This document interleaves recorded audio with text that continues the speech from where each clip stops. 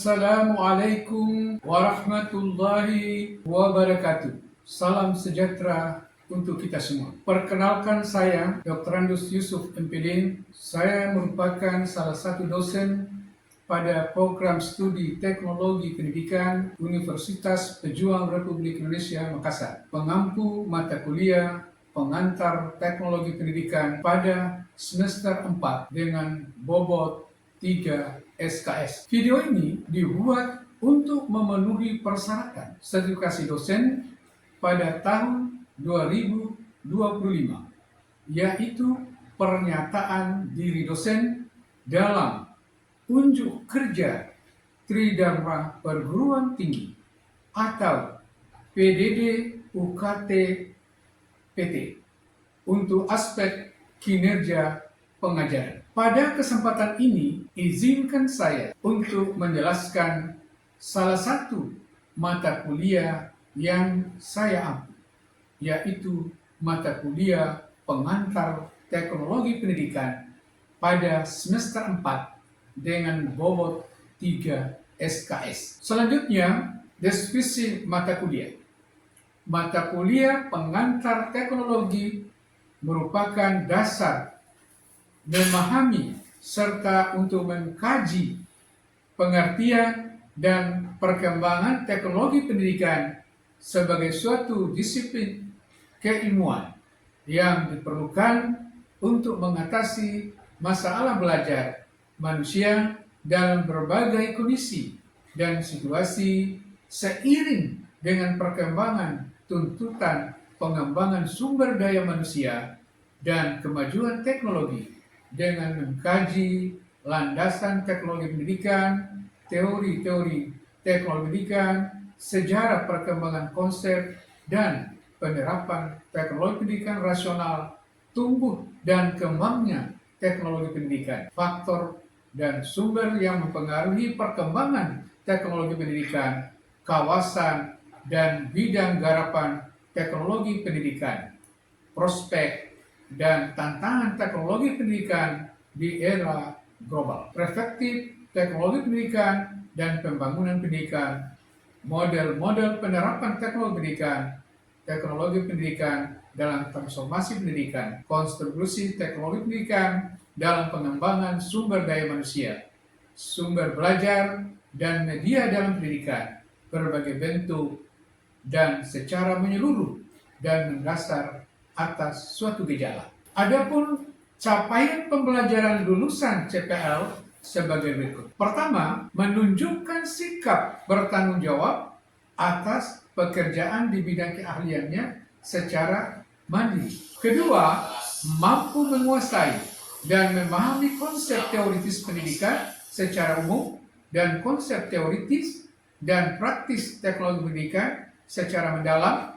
serta mampu memformulasikan penyelesaian masalah prosedural khususnya dalam bidang teknologi. Yang ketiga, mampu menerapkan pemikiran logis, kritis, sistematis, dan inovatif dalam konteks pengembangan atau implementasi ilmu pengetahuan dan teknologi yang memperhatikan dan menerapkan nilai humaniora yang sesuai dengan bidang keahliannya. Yang keempat, mampu menunjukkan kinerja mandiri, bermutu, dan terukur. Yang kelima, mampu melakukan perencanaan, pengelolaan, implementasi, evaluasi, dan pengembangan teknologi pendidikan sesuai dengan konteks dan perubahan zaman. Dan yang keenam, mampu menggunakan dan mengembangkan berbagai sumber belajar dan media pembelajaran terkini untuk mendukung pelaksanaan pembelajaran baik pendidikan formal dan non-formal. Adapun capaian pembelajaran mata kuliah yang diharapkan adalah sebagai berikut. Mampu memahami tentang teknologi pendidikan dengan tepat, dan yang kedua, mampu memahami tentang teori-teori yang menunjang teknologi pendidikan dengan sistematis. Yang ketiga, mampu mengaplikasikan mengenai kawasan teknologi pendidikan dengan tepat. Yang keempat, mampu menganalisis teknologi perspektif teknologi pendidikan dengan baik. Yang kelima, mampu mengevaluasi sumber-sumber yang mempengaruhi teknologi pendidikan serta aplikasinya pada pendidikan di Indonesia dengan baik dan sistematis. Selanjutnya, materi pembelajaran sumber dan media pembelajaran. Pertama, teori-teori teknologi pendidikan dan landasan teknologi pendidikan. Yang kedua, sejarah perkembangan dan konsep teknologi pendidikan. Dan yang ketiga adalah kawasan teknologi pendidikan, di antaranya desain, pengembangan, pemanfaatan, pengelolaan, dan evaluasi. Yang keempat, perspektif dan tantangan teknologi pendidikan di era global. Yang kelima, perspektif teknologi pendidikan dan pembangunan pendidikan. Yang keenam, model-model penerapan teknologi pendidikan. Yang ketujuh, teknologi pendidikan dalam transformasi pendidikan. Yang kedelapan, kontribusi teknologi pendidikan dalam pengembangan sumber daya manusia, sumber belajar, dan media dalam pendidikan. Adapun referensi buku yang kami pakai diantaranya sebagai berikut. 1. Principle of Instructional Design for Words Philippines, House, Brest, Java, Novice College Republic, publis oleh Gane Robert 1992. Dan buku yang kedua adalah Definisi Teknologi Pendidikan, terjemahan oleh A.Ed CT 1986. Dan buku yang ketiga adalah Menyamai Benih Teknologi Pendidikan, Jakarta Kencana oleh Miarso Yusuf Hadi 2025. Sedangkan sistem pembelajaran yang dipakai yang pertama adalah sinkronus atau biasa disebut tatap muka di kelas. Yang kedua adalah asinkronus, yaitu pembelajaran blended learning Google Classroom. Sedangkan metode pembelajaran yang kami pakai adalah pertama, presentase. Presentase berupa penyampaian bahan ajar oleh dosen pengajar dan penekanan pada hal-hal yang penting. Yang kedua, tanya jawab. Tanya jawab dilakukan sepanjang tatap muka dengan memberikan kesempatan kepada mahasiswa untuk memberi pendapat atau pertanyaan tentang hal-hal yang tidak mereka mengerti atau bertentangan dengan apa yang mereka pahami sebelumnya. Dan yang ketiga, pemberian tugas individu kepada mahasiswa untuk mengetahui pemahaman materi yang telah dipresentasikan oleh dosen pengajar. Sistem penilaian, materi penilaian, persentase penilaian, tugas terstruktur ada dua. Pertama, tugas kelompok 15%. Demikian yang dapat kami paparkan. Wabillahi taufiq wal hidayah. Assalamualaikum warahmatullahi wabarakatuh.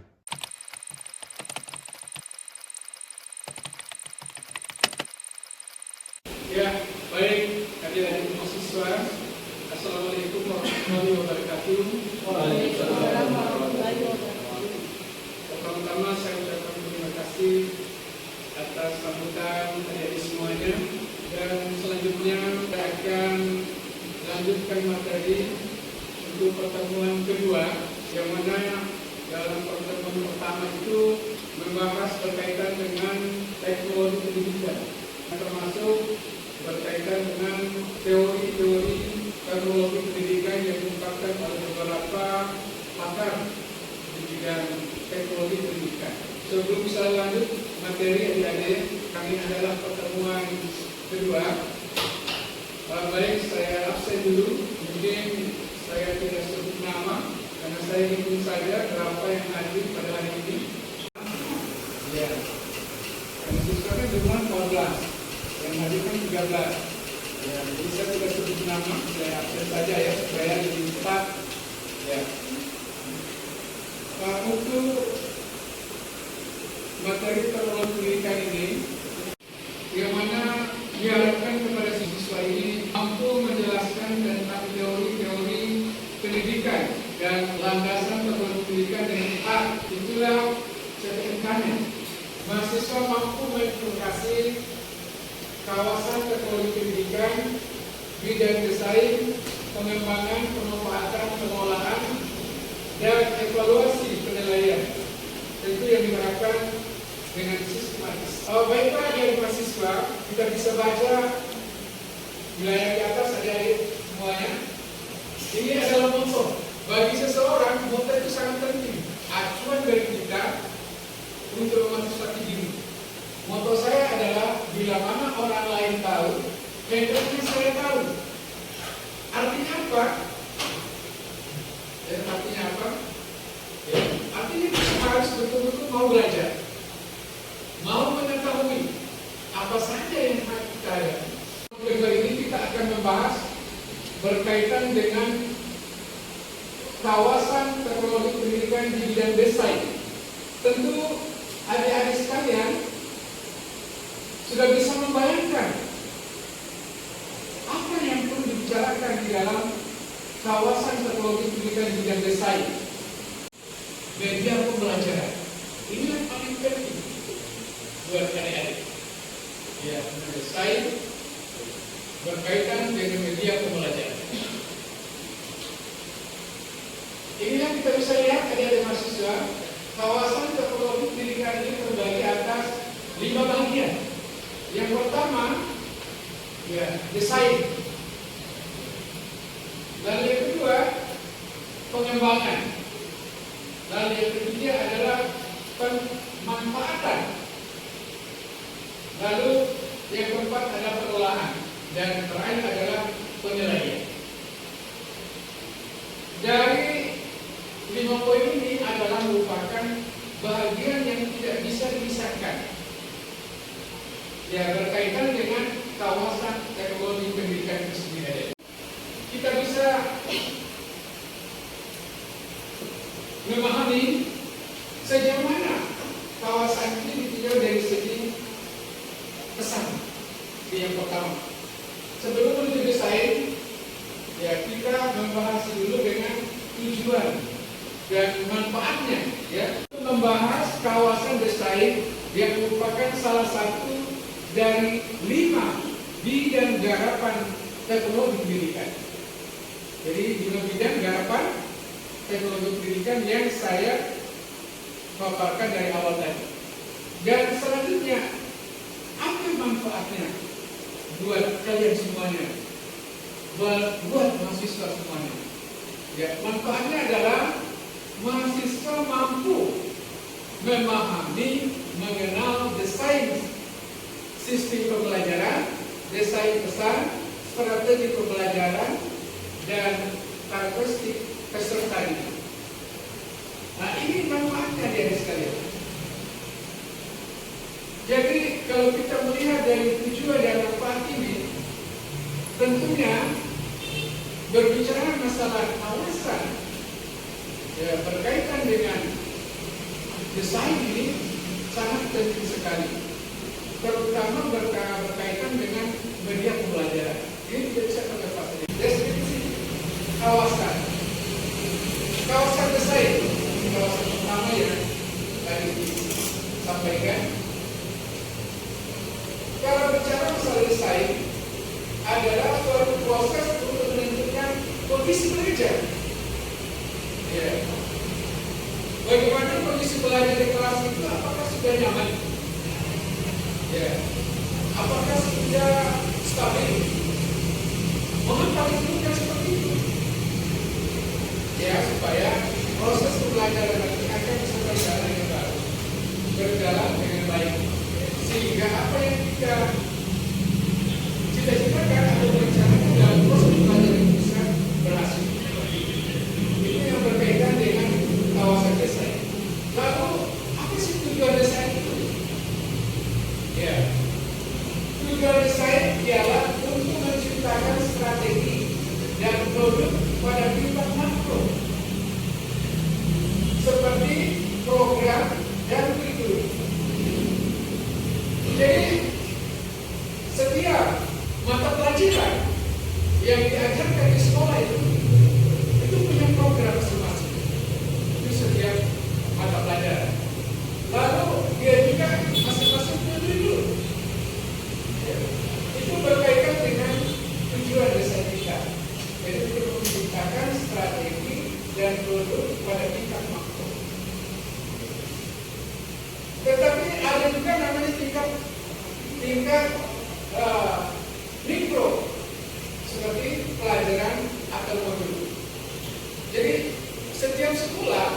itu ada buku pelajaran yang disiapkan.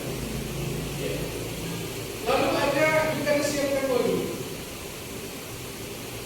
Ini sangat penting yang berkaitan dengan desain. Ya. Jadi ini adalah merupakan kawasan desain. Sebelum saya lanjut tadi, ya, silakan. Ini gimana di lingkungan mereka? Banyak sekali teman-teman yang sudah lulus yang itu profil lulusan dari teknologi pendidikan itu setelah lulus dari apa?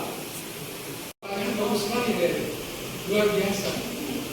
Tentu kan tidak kita akan bayangkan semua pertanyaan itu kan?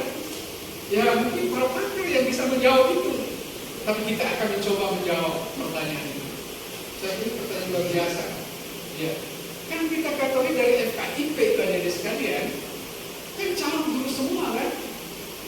Padahal tidak seharusnya calon guru semua. Dengan pertanyaan tadi, ya kita akan bisa menjawab bahwa sasaran daripada prodi teknologi pendidikan ini yang berkaitan dengan intinya adalah berkaitan dengan mendesain media pembelajaran. Itu yang paling pokok. Lalu setelah lulus adik-adik mau jadi apa? Apakah memang harus hanya jadi guru? Tidak sesempit itu. Ya, lulusan dari alumni teknologi pendidikan itu sangat luas. Ya, sangat luas sekali deh. Apa saja itu? Ya, yang pertama menjadi praktisi teknologi pendidikan. Lalu yang kedua, ya, menjadi peneliti tentang teknologi pendidikan. Di samping itu adik-adik sekalian, kita bisa menjadi bidyaswara. Ya, yang kita juga bisa menjadi bidyaswara. Tentu bidyaswara itu adalah seorang profil pendidik yang akan mengajarkan kepada peserta didik atau kepada peserta diklat. Itu sangat penting sekali. Saya kira pertanyaan ini sudah jelas ya. Ya. Mungkin ada yang mau tambahkan, ada? Tidak ada ya? Ya. Ya. Untuk berikut nanti yang bertanya mungkin nanti saya berikan kesempatan kedua ya. Ya. Saya bertanya sebentar. Jadi kita selesaikan satu persatu supaya apa yang kita bahas pada hari ini tentu ya, desain sistem pembelajaran. Nah, ini fokus kita ini. Dan ini berkaitan dengan desain sistem pembelajaran. Ya. Berbicara masalah desain sistem pembelajaran, adik-adik mahasiswa, adalah suatu prosedur yang terorganisasi yang meliputi langkah-langkah penganalisaan, perancangan, pengembangan, pengaplikasian, dan penilaian pembelajaran. Ini luar biasa. Ya, kalau kita berbicara masalah desain sistem pembelajaran ini sangat-sangat penting sekali berkaitan dengan desain pembelajaran ini. Jadi kita ini dengan menggunakan ilmu teknologi kita, ya, kita dapat membuat atau menganalisis, buat perencanaan, pengeplastikan, dan pengembangan, juga termasuk penilaian pembelajaran. Lalu yang berikut berbicara masalah karakteristik dari proses desain sistem pembelajaran ini adalah semua langkah, ya, itu harus tuntas. Agar apa? Agar dapat bertumbuh sebagai alat untuk saling mengontrol. Ya, ada yang bertanya tadi? Ada yang bertanya? Yang pertanyaan tadi? Silakan. Oh ya, silakan. Desain apa yang dimaksud dalam kawasan teknologi pendidikan dan apa tujuannya? Jadi ini pertanyaan paling bagus. Namun pertanyaan tadi adik-adik semuanya itu belum sampai materinya ke sana. Ya. Jadi tapi setelah selesai materi nanti saya akan jawab ya pertanyaan ini supaya mungkin nanti adik-adik mahasiswa bisa memahami lebih dalam lagi. Ya, walaupun nanti sebentar saya akan jelaskan. Ya, karena materi apa yang ditanyakan tadi belum sampai materi. Jadi sebentar nanti saya akan jawab. Ya. Baik, kita lanjut. Set besar ini meliputi perencanaan. Ya. Untuk merekayasa bentuk fisik dan pesan. Meliputi perencanaan untuk merekayasa bentuk fisik dan pesan. Lalu yang kedua adalah hal tersebut mencakup prinsip-prinsip perhatian, termasuk persepsi, juga termasuk daya serap yang mengatur penjabaran bentuk fisik. Ya. Dari pesan agar terjadi komunikasi antara pengirim dan penerima. Jadi komunikasi antara mengirim pesan itu lebih jelas dan lebih hebat lagi kalau yang menerima. Dia harus lebih jelas lagi memahami apa yang menjadi pokok bahasa ataupun inti dari yang mau dipesan. Berikut. Nah, sekarang bagaimana strateginya? Ini strategi ini sangat penting di dalam proses pembelajaran. Perlu kita ketahui bahwa strategi pembelajaran adalah spesifikasi untuk menyeleksi, ya, serta menurunkan peristiwa belajar atau kegiatan pembelajaran dalam suatu pelajaran. Nah, ini strategi. Nah, berdasarkan teori tentang strategi pembelajaran, ini meliputi situasi belajar seperti belajar, ya, induktif, serta komponen dari proses belajar mengajar seperti motivasi dan kolaborasi. Kolaborasi sangat penting karena dilibatkan dari beberapa pihak. Ya. Misalnya di antara mahasiswa. Berkaitan dengan peserta didik ditinjau dari karakteristik. Berbicara masalah karakteristik peserta didik adalah segi-segi latar belakang pengalaman peserta didik yang berpengaruh terhadap efektivitas proses belajarnya. Karakteristik peserta didik juga itu sangat berpengaruh dalam komponen pembelajaran yang diteliti dalam ruang lingkup strategi pembelajaran. Sesuai pertanyaan adik tadi, ya, sesuai dengan pertanyaan itu sudah ada berkaitan dengan pembahasan kita ini. Kalau pertanyaan tadi berkaitan desain, ya. Kalau kita berbicara masalah desain dalam kawasan teknologi adik-adik mahasiswa, itu adalah merupakan suatu proses untuk menentukan kondisi belajar. Ya, bagaimana kondisi belajar? Apa tujuannya? Tentu untuk menciptakan strategi dan produk efektif. Adik-adik mahasiswa, saya akan bagikan untuk adik-adik nanti bisa dijawab. Ini bisa dijawab, ya. Khususnya saya bagikan. Kuis ini tentu berkaitan dengan pembahasan kita tadi. Jadi diharapkan adik-adik bisa menjawab kuis ini berdasarkan materi yang saya sajikan tadi. Saya meliputi 4 cakupan utama dari teori dan praktek. Cakupan kawasan desain di bawah ini kecuali yang mana? Sebutkan 5 domain kawasan teknologi pendidikan yang tepat di bawah ini.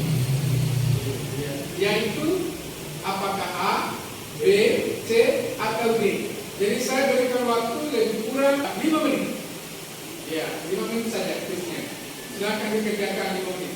Yang saya sajikan itu adik-adik mahasiswa telah mengetahuinya, kecuali berbasis komputer.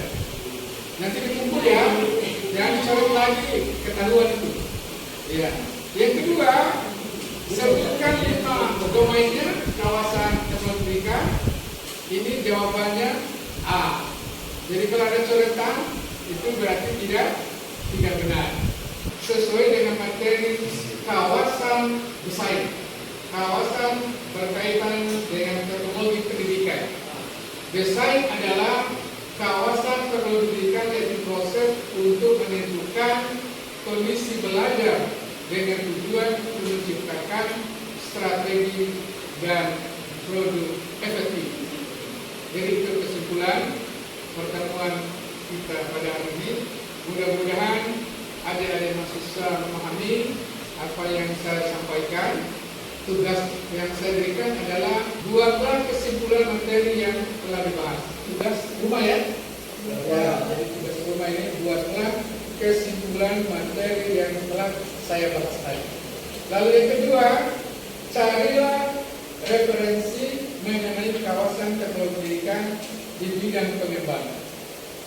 Saya kira cukup sekian pertemuan kita kali ini. Nanti kita akan lanjutkan pada pertemuan berikutnya. Mudah-mudahan tugas yang diberikan itu pada pertemuan yang akan datang itu tugasnya sudah terkumpul semuanya.